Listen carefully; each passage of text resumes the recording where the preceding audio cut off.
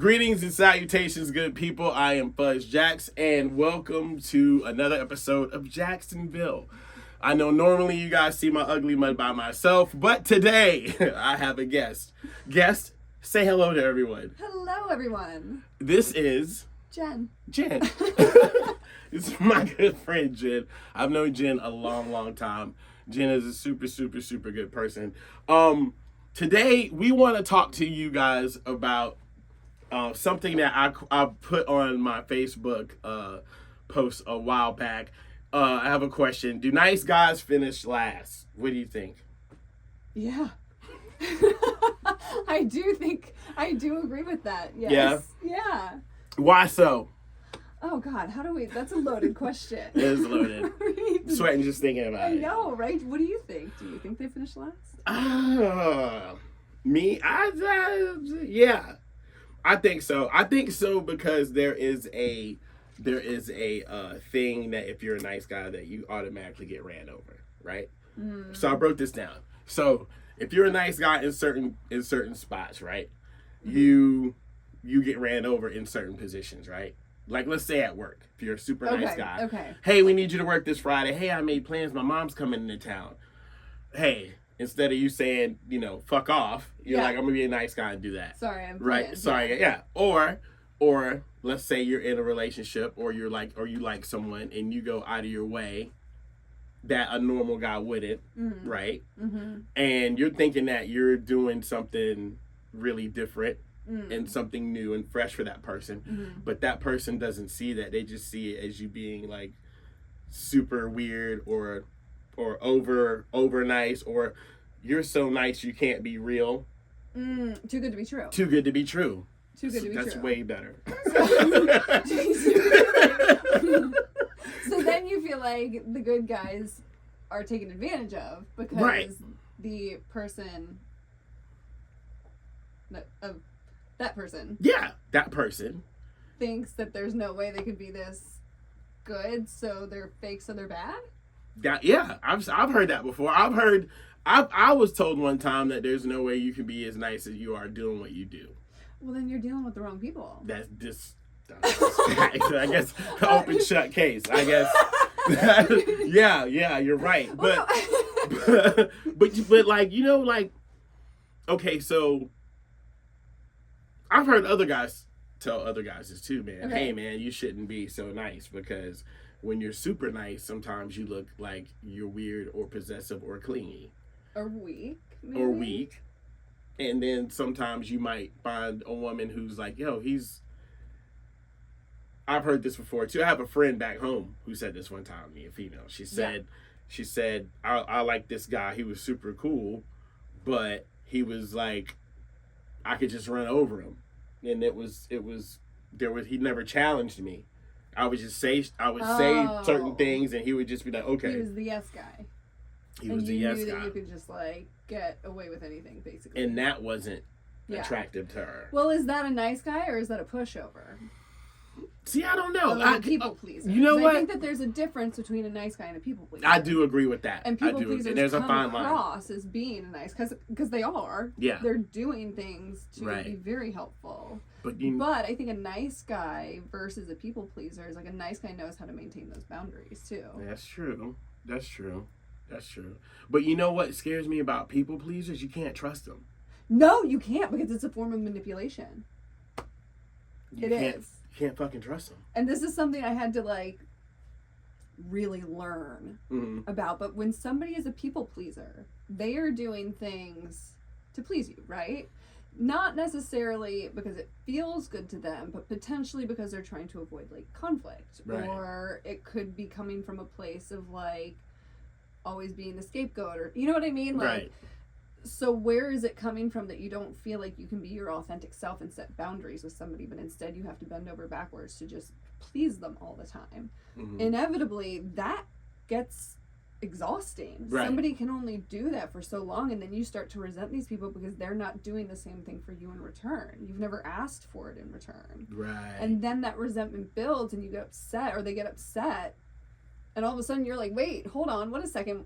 Why are you upset with me? This is what's been happening the entire time. Right. but they weren't being honest about who they were from the get-go. So you've become accustomed to this person you thought they were, and in reality, they haven't been honest with themselves or you about what they really need. And then it creates this tension. It's like a very low-level form of, like, inadvertent manipulation. Yeah. Does that make sense? It makes perfect sense. I like the way you broke it down, too, because, like, I don't know, I feel like... So then is that a good guy? See, yo, that was a straight curveball. Yeah, that was like oral Hershine's. That was damn. Yeah, that was deep. Yeah, shit. There's a lot of, like, I think it also has to do with how you're raised too. Like the relationships. I know, like, for, like, with men, right, the relationships that they have with their mothers is kind of what personifies the way they're going to treat a woman, I would think, right? Well, and the same thing with men, yeah. Like girls and their dads. Yes. Yeah. So, and I think sometimes, but we're in a whole different era where being a gentleman is not even cool anymore. Like, chivalry and honor are that's just a wrap. Gone. Like, integrity is a thing of the past. Like, literally, you hear about men of honor, and you're like, I don't know, I was born in the wrong generation or century or whatever it might be, because, like, what happened to honor? What happened to just the code of honor where, like, a man couldn't live with himself, or a woman even couldn't live with yourself knowing that you had been a dishonorable person? Right. Where did that go? I think everybody's focused. It's Lord of the Flies. Yeah, it's dope movie. That's a dope movie, by the way. It's like every man true. for himself. Like, it's a dog eat dog kind of world now. Well, but here's the thing, and you turned me on to this thought one time when we were on the phone. And this was the coolest shit. Oh, okay. Like we talked about, but you were saying how a lot of people try to, instead of taking time for themselves when they get out of relationships or situations, instead of trying to work on themselves, they immediately jump into something else. They haven't healed yet, so all the fuckery that they ran from, they bring with them into another situation, and then they become the person that they. Yes. You know what I'm saying? The toxicity there. So that's a whole nother thing too, I think, sometimes, right? Like, and the unhealed, the level of unhealed. Right.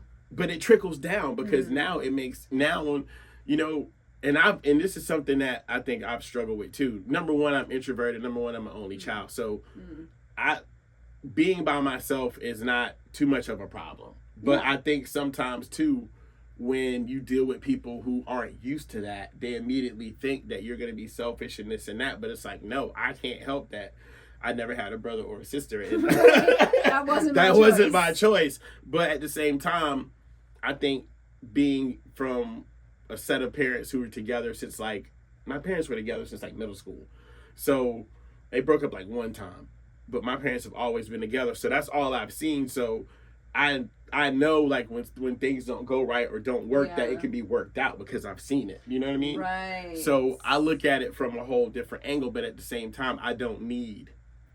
Right. You know what I mean? Well, and I think a lot of people don't understand that at this point. Like, we live in a world where codependency, like, runs rampant, and people are unhealed, and they're passing those traumas down generation to generation because nobody's doing the healing. Like, and I totally just lost my train of thought.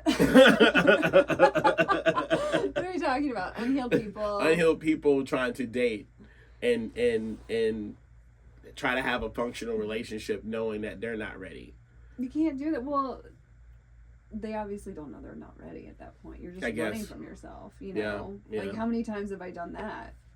Took 12 years of abuse for me to wake up to that. You know what I mean? Yeah. Like, well, I guess 7 years, and then the last 5 we're getting out. But, like, I think you get so comfortable in the toxicity because that's what you know, that's what you're raised with, that's what you're surrounded with in the world. Like, I just think society has a very toxic viewpoint. Well, no, I would say, I would agree with that. Yeah, because there is in my personal experience and just seeing what some of my other friends in Georgia and in North Carolina have gone through with their relationship, there is like a whole, like, I gotta get you before you get me type mentality. That's what it is. Because people, and I've been in that situation. I've been one of those people as well. But I had to learn that, like, you know, when you try to date somebody or be with somebody, it's like a clean slate. So they have nothing to do with what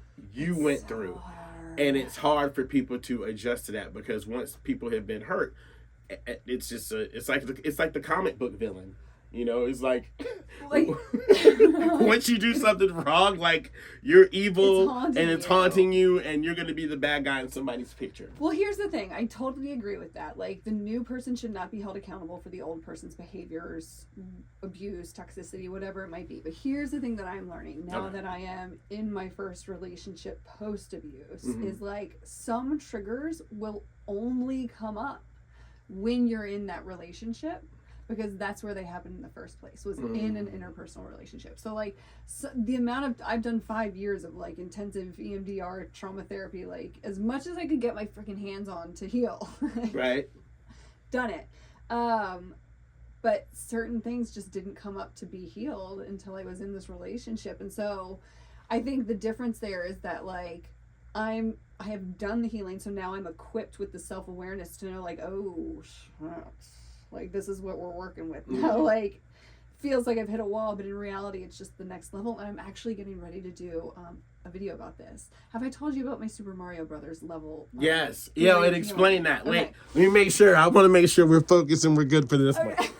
All right, explain this to the people out there. I literally recorded this in the car earlier today, and I'm going to put it on TikTok in, like, the next day or two. Yeah. Okay, so the way I see healing is, like, when you first get out of these situations, like, the level of pain is so intense that you are just trying to dump your trauma on anybody, which is exactly why you do not need to be in a relationship as soon as you get out of a relationship. You need to heal, because otherwise you're going to try to dump that shit onto the other person, and it's going to be disastrous. Like, especially if you like the person, do them a favor and heal yourself first. So you just want to dump your shit because you don't want to feel that pain anymore. And where you want to be is 10 steps away, and you don't want to have to go through what it takes to get there. But it reminds me of Super Mario Brothers, where, you know how you get that whistle and warp to other lands. Like, you could jump from level 2 up to level 10, but every time you get to level 10, you die because you do not have the skills you need to beat level 10. Exactly. You have to go through all of those existing levels to get to level 10. You have to acquire the skills. You have to beat the Bowsers. You have to kill, like, the little mushrooms, and you have to beat the little green shells and all the things. You have to learn all of those things. Right. You have to beat all those levels so that once you get to level 10, you can sustain life and thrive there, because you'll have everything you need to do so. But, like, you can't warp out of the healing process. And that's what people are trying to do when they get out of one relationship and into the next. They're trying to warp up to level 10. Right. Sorry, but you're gonna die. Like, it's just not, it's not a good method of winning in that area of life, I guess, in my opinion. Yeah. And this comes from somebody who spent the majority of my life jumping from relationship to relationship and avoiding and numbing and, like, making some really poor decisions. I've got to take accountability here. Right. And you know what? And also, too, I think that is most important, is taking accountability, especially like, you know, because I think too,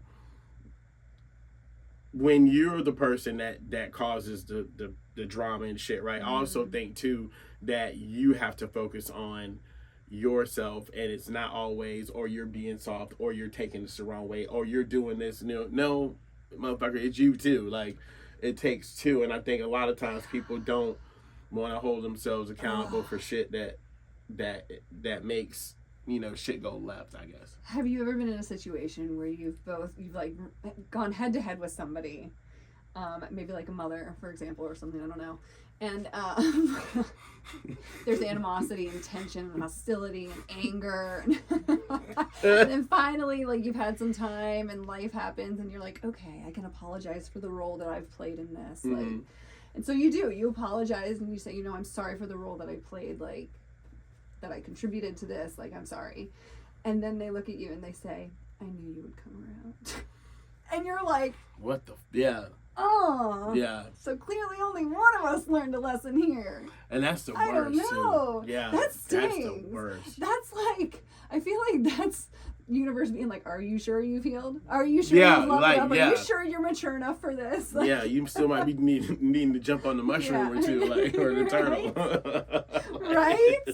Right? That's a fiery stick coming at you. Real. Like, yeah, that's, I mean, I don't know. I think the game definitely has changed. I think with technology and phones and the internet and shit, and like people just not even wanting to be near people, it's like slid into the whole dating thing as well. I think it's too easy to be slimy and sketchy and deceptive now. It's like thrilling almost. It's like a big ass game. It is. Like, yeah, that shit is. Yeah, I don't know. Like, just waiting. Like, when you get older, shit is real good. Like, dating like older is really weird. It's a different ballgame. It's been 12 years. And mind you, I can't say that I've ever had a healthy relationship prior to today. We're still working through that. But the dating scene it's not fun. It's not fun. Nah, it's different. It's different. The online stuff, the apps, the... Yeah. Yeah, the weird angles from photos and shit. Yeah, you guys get bamboozled. I will give you that. I have seen some pictures that my girlfriends put up there, and I'm like, I mean, you look beautiful. Yeah. Absolutely stunning, but you're also stunning as you are. Right. I know a lot of dudes out there that be using old football pictures from college and shit. Like, dude, yeah. Like, bro, like, what you gonna do when you show up? The very first guy I went on a date with after everything, he had certain pictures online, and then I showed up, and that is not what he looked like. And then, of course, I continued to date him because I had done all the healing work. He was a very nice gentleman. Where was I going with this? And then it comes out at one of our dinner times. I'm like, wait, so how old are you? Just to confirm. And he tells me that he's 5 years older than it said on his app. You're like, damn. And I was like, wait, I'm sorry, what? And he said 47. And I was like, oh, and how long were you gonna, like, run with this? And he was like, until you asked. And I'm like, in my head, that's intentional deception. Already.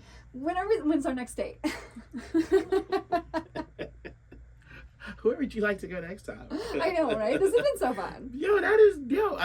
And that's what's scary about that's the me unhealed though at that point though too. Yeah, like, gotta take accountability there. Right. That's what you have to be able to recognize in yourself. I definitely feel what you're saying. Do you think, like, when it comes to like dating now, do you feel like, especially like being a little bit older than when you first started dating, do you feel like now it's easier to tell somebody to kick rocks or like, yo, get the fuck out of here, or like just, you know what I mean, like, whereas before you kind of would like catch maybe one or two red flags and be like, okay, I'm gonna try to see what now as soon as you. Well, Fuzz, now we got to get into the nitty gritty. You know my history. But we don't have to get like deep. Well, I mean, in order to answer that question though, this is the first guy that I've dated after 12 years of abuse, right? Right. So before him, saying no wasn't really something that I knew how to do. And that was on me also. I was highly codependent. I had very low self-esteem. I did not feel comfortable setting boundaries at all. And I think that's where the unhealed trickles down into contributing to toxicity. Like, not that it made him abusive, but that it definitely contributed to me staying in an abusive situation. Whereas now, having gotten out of that situation and, gone through 5 years of the post-separation stuff and the custody and the courts and representing myself and doing the trauma therapy and the EMDR and the self-worth talk and like all of the things, not a problem in the world telling somebody to F off and to keep my peace. I would so much rather be alone on a Friday and Saturday night and in bed at 9 p.m. doing some reading, maybe getting my feet massaged in the shiatsu foot massager, like, as opposed to dealing with some kind of like bullshit. Yeah, or any kind of negativity. Like, it's a choice. I know more now than ever that it's a choice. That's true. I think before I always wanted to be picked. I never realized that like I had a choice in the matter, and it was always that much more painful when I felt rejected and not picked, because it was like hitting that core wound. That I love the fact that you said that, because yeah, believe it or not, yo, and I think because of the way that men are supposed to be designed and the way we're supposed to think, and we're supposed to be hunters and gatherers, and we're supposed to put the feelings to the side and things like that. I think the problem from the male spectrum, right, is that I think we would both be better as men and women if we flip sides more often, and kind of would try to understand why this person feels this way versus being defensive. Oh my gosh, and that's something that I had to learn. Like, I had to learn that shit like years ago. Like, yo, you can't, just because someone's critiquing you, it's just like my music. Just because somebody says they might not like a song from me doesn't mean they don't like me as a person. Just doesn't mean they just don't like that. Or it's the same way. Doesn't mean I dislike you. Just means I don't like what you're doing right now. Yeah. No, I think that's a level of maturity that a lot of people don't have. I'm still definitely working on that. Yeah, and I think also B, it's something that like society doesn't exactly support either. Like we have a society that's just like head to head all the time. Like if you disagree, then F off. Like there's very little empathy or patience for people these days. Yeah, exactly right. Which is unfortunate, because like if you do take the time to really step out of your own ego and say like, okay, this isn't about me, there's no reason for me to be angry right now, like let's figure out why this like everybody's coming from their own perspective, right? And I think a lot of times we don't see that as men. We don't see that. We just see like the job we're supposed to do and the benefits that we're supposed to get from that. I think women do the same thing though. Yeah, I think women absolutely do the same thing though. Yeah, 100%. Guilty as charged. But you know, it's crazy though, because like I can't. Okay, so this is where some of my guy friends kind of side on me, right? On this thing, like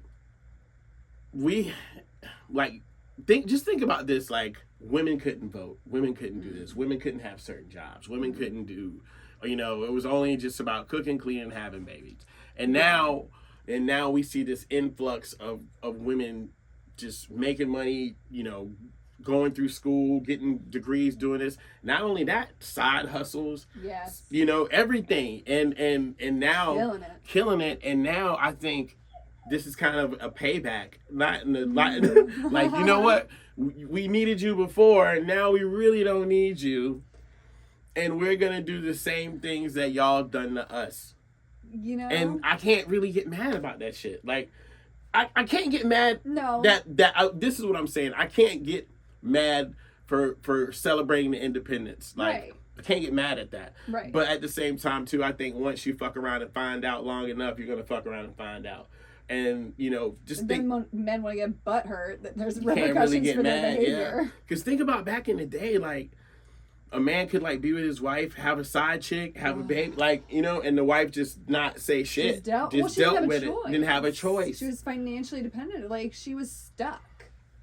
And so if now he left her, like she basically had to be on her best behavior if she wanted to stay living the lifestyle she was. Because otherwise, I mean, back in the day, she couldn't even really get a job. She certainly couldn't support the family. Like and so you just had to deal with it. And this not only went in like regular homes, like I watched old things about famous women in the 50s and 60s who went through the same shit. Like, so maybe that's where my mentality came from, of needing to feel like I was being picked. Like, I'm just waiting for the man to pick me. I'm just waiting for the right man to pick me. Not realizing the entire time that, hold on, this is my choice too. Right. And I think that's where you get a lot of toxicity, because, or at least for me, I ended up in situations where I was like, wait a second, I don't like this. This sucks. Ain't for me. Yeah. That shit's crazy.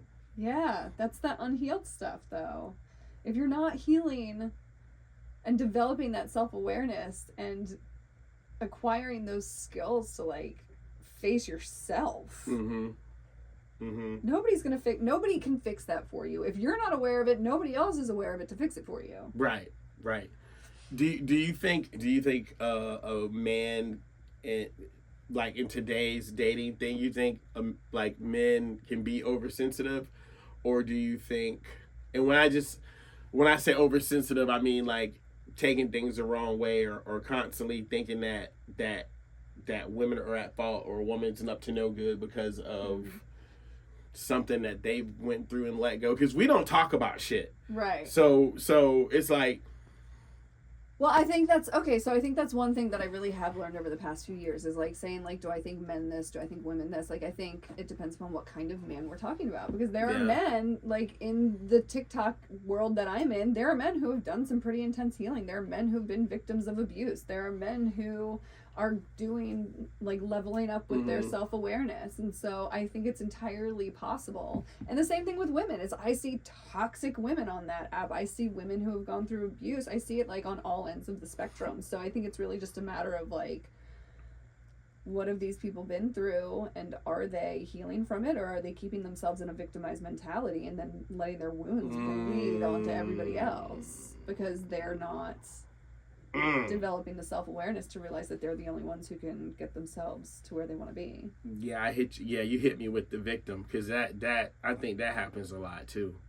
You know? And I think that mindset comes in all different levels, like all different stages and levels. Like, I just caught myself the other day thinking about that when it came to like my finances and stuff, just thinking about like, what is like this economy, like blah, blah, blah, pointing my finger in all directions. And it's like, wait a second, like, let's take a look at the common denominator here. You know what I mean? Like, it's so easy to get into that victimized mindset and think like so much is happening to me. Yeah.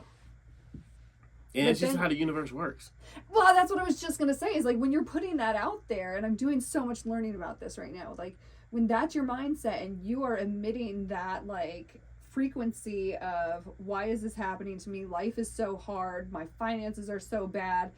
That's like what you're going to get more of. Like, that's the law of attraction. That's the frequency that you're putting out. So that's the frequency that you're on. Whereas if you shift that into a different, I don't know, frequency of like gratitude, whatever the gratitude is for, it doesn't have to deal with money or anything. It can be like grateful that you got a new pair, well, I guess new pair of shoes is money, but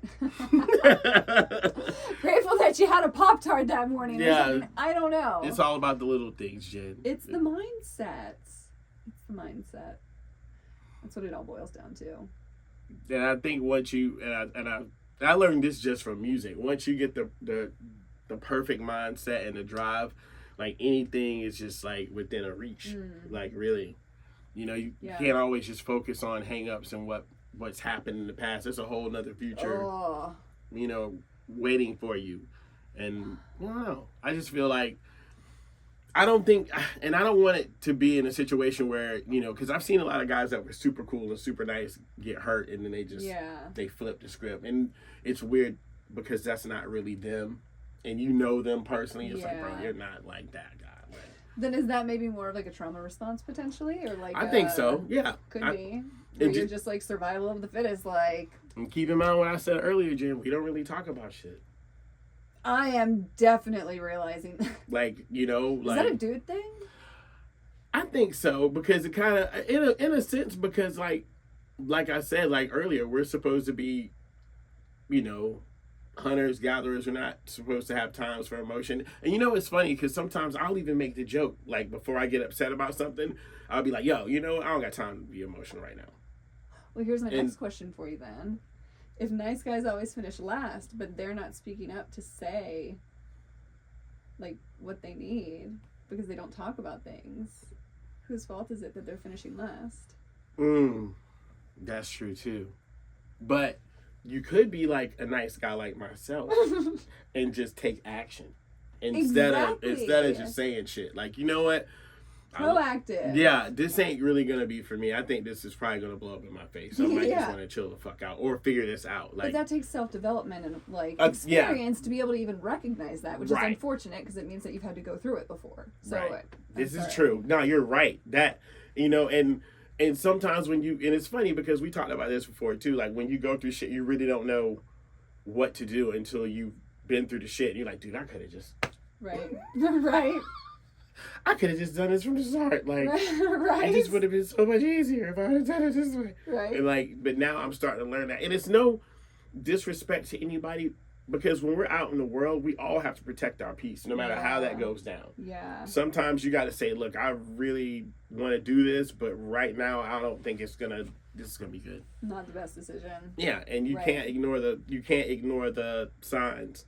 You know, and I spent a long time ignoring signs for different things, whether it be music, whether it be dating life, a lot of shit. Right. Because you want it to work. You're trying to control it. That's where I fall flat. I have the hardest time surrendering. I catch myself controlling. I just do. Like, I feel like I need to do. But it's like the more I do, the more I'm like rejecting it almost. The more I'm pushing against it or something. It's like when I can finally just relax and enjoy, things just start flowing. They start happening. That's it. Just gotta let it flow. Coloring books. That's my jam. Oh, for real? Yeah. That's recently, dope. I just picked that up again. I love coloring and drawing, but I just recently, because I think I have it right here. Oh my gosh. Oh, you carry it with you? I put it in my car because I like to go to Smith Creek Park and I'll just like sit at the picnic tables over the lake and like color up there. But it's what's it called? It's called Life is Short, Say the Swear or something, but it's a swearing coloring book. So this morning was like, oh, for fuck's sake, and like it's such a great coloring book, and I color with the prettiest, brightest colors, and it's like vulgar, but it's all pretty. Queen of the fucking mountain, like I don't even know. It's got some really good phrases in it though. Don't be a fucking bitch, I think is one of them. Are you serious? Yeah, sorry. Did you already color that one? No, I'm saving some of them. I haven't gotten to all of them yet, but it's very therapeutic. I really enjoy it. And I feel like I get my best ideas when I'm just in the flow of like cuss coloring. Yeah, cuss coloring. I never heard that before. It just came to me. I'm feeling so creative. Cuss coloring. Fuck off. Here's a yellow. There's a happy fuck off. Oh shit. Well, Jen, thank you so much for stopping by. Always. And always a pleasure. Let everybody know your handles, where they can find you. Oh gosh. TikTok is Empowered Healing. Instagram is Jenn Corson. I think that's about all. That's it? We'll leave it at that. I don't have Twitter. I don't. Oh. Well, you know it's not Twitter anymore. It's X now. Oh, see? Clearly I don't know that. I need you to keep me cool. I got you. I can only handle so many social media platforms at once. Like, it's really just TikTok, honestly. It's a lot. It's a lot. Well, thank you so much for stopping by. You might see this young lady again on the show. Never know. Maybe. All right? Maybe so. But, yes, thank you. We're out. Goodbye from Jaxxonville, everyone.